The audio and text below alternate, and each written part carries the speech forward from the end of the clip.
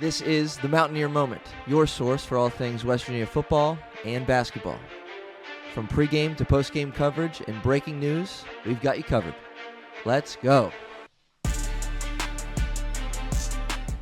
Welcome to episode 29 of Mountaineer Moment, and it's officially time to turn the page to the Utah Utes coming to Morgantown for their first ever visit for the football program, and so we'll have all that and more this week on several episodes coming your way to break down the action, countdown to kickoff as the Mountaineers look to bounce back from an embarrassing, devastating, whatever you want to call it, loss to Kansas last week. But now we're turning the page.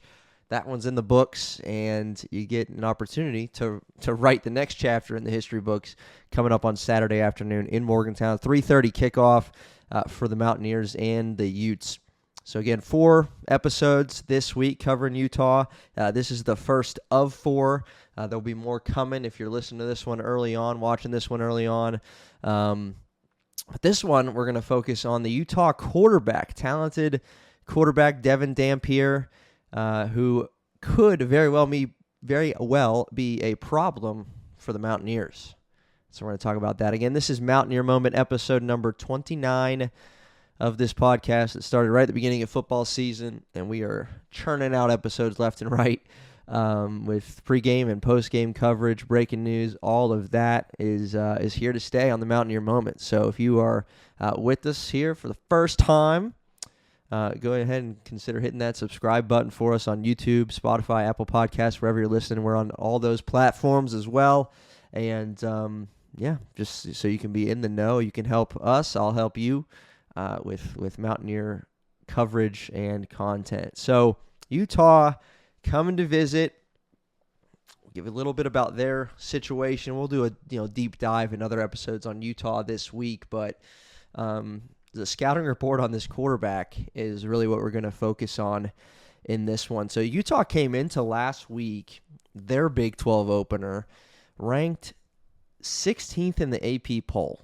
Not too shabby, but they were going up against the 17th ranked Red Raiders of Texas Tech, who did a lot. Obviously, they're kind of one of the talks of college football with what they did in purchasing their roster, if you could say, spent a lot of money in the NIL to get their team to what they want it to be. And if not for anything, last week they went into Utah and picked up a 34-10 victory. So West Virginia is not the only team in this matchup that's coming off of a brutal, heartbreaking, devastating loss. Again, whatever word you want to use, it was that. And so I think West Virginia is going to be getting – I know. Like, West Virginia is going to be going up against an angry football team that's talented, right? They fell out of the AP poll, but they were, 7 days from, the time that they were ranked 16th is when the Mountaineers are going to get to play them. So, a top 25 caliber program is coming to Morgantown fresh off a loss that they're not too happy about. And so this quarterback, Devon Dampier, West Virginia is yet again going to be facing a dual threat. He obviously led Utah to a 3-0 start, transferred in from New Mexico. A lot of upside, a lot of potential with what he had done, again, at that previous stop in New Mexico, and comes into this Utah system. One of the top teams, or one of the favorites maybe to win the Big 12, and now this kid's the starting quarterback. Really, really similar. The more I've looked into it, the more I've been convinced that this guy is very similar to Parker Navarro of Ohio, who the Mountaineers lost to in week 2, who gave the Mountaineers some fits. I mean, Parker obviously threw 3 interceptions in that second half. Mountaineer offense couldn't do a thing. We know the drill. We know the story. But some similarities between these two guys statistically and their measurements as well. So Dampier's listed at 5'11", 210. Navarro listed at 6 foot, 211. Okay, so identical size just about. And their numbers, again, I was just kind of blown away. New Mexico, again, not a power conference program, but not too shabby. In Ohio, obviously, we know what they did to win their conference last season as well. But listen to these numbers from Dampier.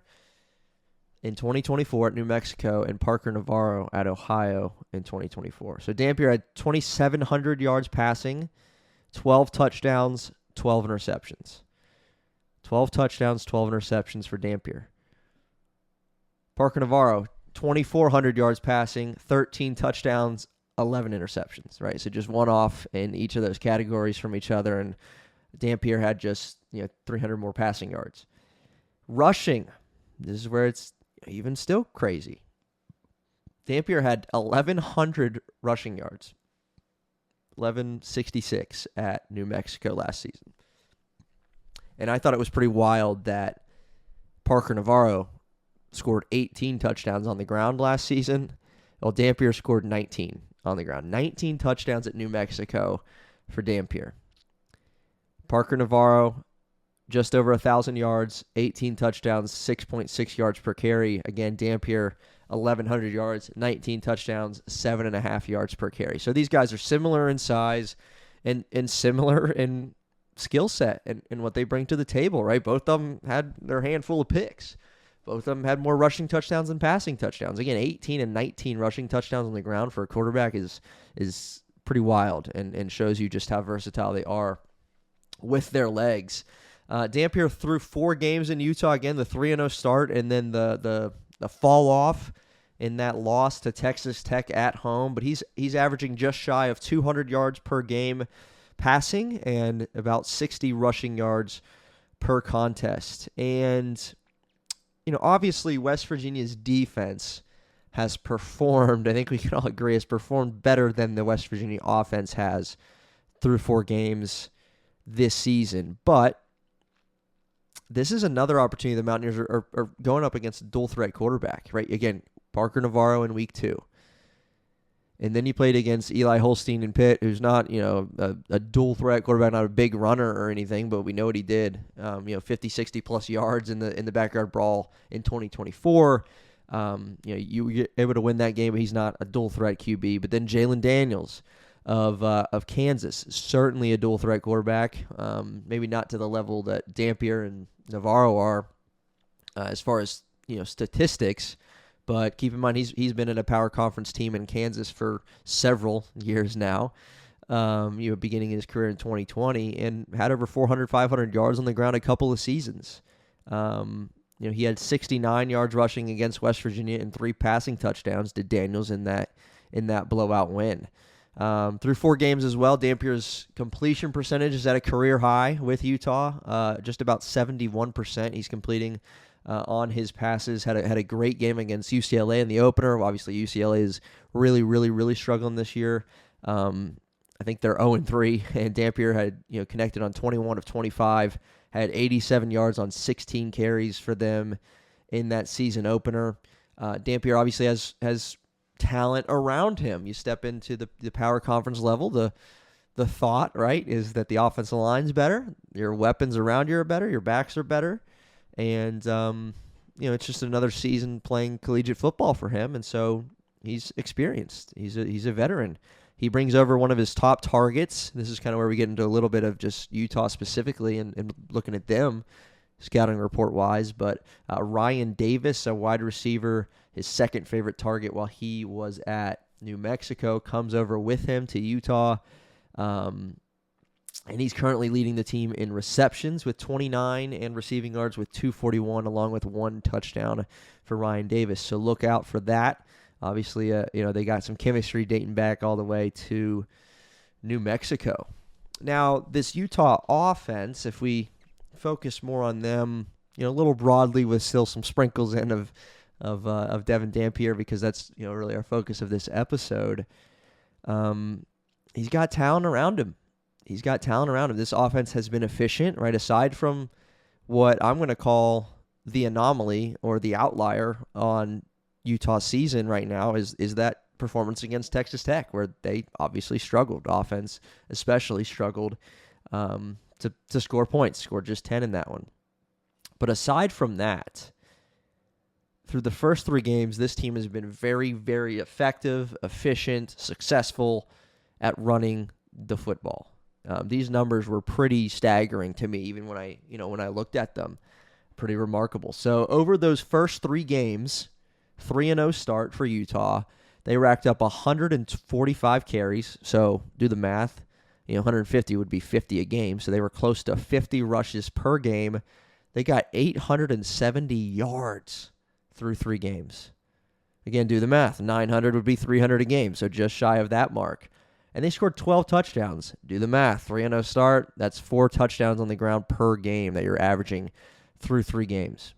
So really, really effective running. And it makes sense with, again, what we just talked about with Dampier, what he did at New Mexico and his ability to run the football and just churn up yards with his legs and score 19 touchdowns on the ground. But, now he steps into an offense where he doesn't have to do it all. Again, I think that the best, rushing output that he's had, don't quote me on this one, but I think it was against UCLA with those 87 rushing yards. All right, and so talented team, talented quarterback who, again, they earned every bit of that number 16 ranking in the AP poll prior to them falling to Texas Tech. And so I think, again, if anything was an outlier, if anything doesn't really add up, doesn't really make sense, it's that game that they put forth against Texas Tech. Obviously, Tech was the best team that they had played by a considerable margin. To that point in the season, they got humbled real quick, right, with that blowout loss at home in the home, conference opener for them. Dampier threw 2 interceptions in that one. Again, that adds up too, based on his track record at New Mexico, throwing 12 picks last season.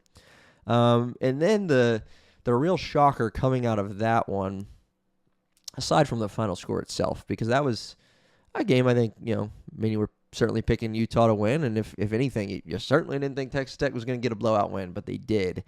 But the shocker on that one on the field was that Utah just all of a sudden couldn't run the football effectively. 31 carries. Again, they were up near 50 per game for the first 3, and just 101 yards on the ground for an offense that was averaging 280 or whatever. Their longest run, I believe, was just 8 yards, and Dampier's longest run was 7. So just a team that was unable to get it done on the ground. And, when you start the game like that, right, if you have an identity of being able to run the football and then you can't run the football, then you're relying on what you can do through the air, and then you throw 2 interceptions. And so you can see just, again, through stat sheet looking, and I watched a good bit of that game as well. But the things that we're talking about with how this resulted in a blowout loss for Utah begin to make sense, because they couldn't run the football, and then when they threw it, Dampier threw 2 picks, no touchdowns. Just 1 touchdown on the ground. They were averaging 4 touchdowns on the ground, in the season at that point. So yeah, it just makes sense. And so Dampier, talented quarterback, it's very similar to Parker Navarro for looking at the scouting report on him, and the hope, if we now talk about West Virginia and what they bring to the table defensively and all that, you're playing at home. You get an opportunity to play again against a dual threat quarterback, and so I don't think, as far as QB spies and like all of these things about, the quarterback and the run game and using his legs effectively, like we've been down this road before. Not that these offenses are identical, but from a quarterback standpoint, right, we just looked at production, size, the fact that they, like to get out when the pocket breaks down. They like to have quarterback design runs, all of that stuff. Like this is a road we've been down before. And even though you picked off Parker Navarro 3 times, and Jalon Daniels even, I think, was only about 50% completion, in that game against Kansas. Obviously, it proved to not make any difference at all. But he was able to run it effectively as well in their 41-10 victory. Again, 69 yards for him. West Virginia gave up 242 yards on the ground on 41 carries. LaShawn Williams, 19 carries, 129 yards. He was the big one in that one. And yeah, Jalon Daniels, 12 for 24, 3 touchdowns through the air. But you're 3 out of 4 weeks you're playing against teams that pose a similar threat offensively, with a quarterback that is more than capable of running the football. And so if West Virginia wants to get to 1-1 in conference play, if you want to just start to feel good after a game where you felt really, really bad at the end of that one or during it, They have to do some similar things, right? There's going to be a lot of film watching Texas Tech and seeing what they did. You got to do similar things to what Texas Tech did. And based on the identity of this Utah team, their quarterback, who's playing quarterback for them, they want to run the football. And West Virginia has shown an ability to stop the run, but they didn't against Kansas. Almost 6 yards a carry en route to 242 yards. So that needs to be fixed in a hurry. Through 3 games, the run defense was better than the pass defense for the Mountaineers, but Kansas did a lot of what they wanted. Some big runs, a couple big runs that, help you get some of those chunk plays, but either way you slice it, Kansas did what they wanted to do in the running game. So if West Virginia wants any chance as a home underdog against Utah, against this talented QB who can run, you have to limit his running. You have to, stop him from picking up first downs on 3rd and 9. He gets 10, right? Just back-breaking plays and force a couple interceptions, right? Like there's the blueprint. The blueprint is there for you in what Texas Tech did. Now, I'm not saying we have the talent that Texas Tech does on defense, but we got some guys, and our defense is a little less banged up than our offense is, which we're going to talk about, this week as well, with all the injury concerns that the Mountaineers currently have.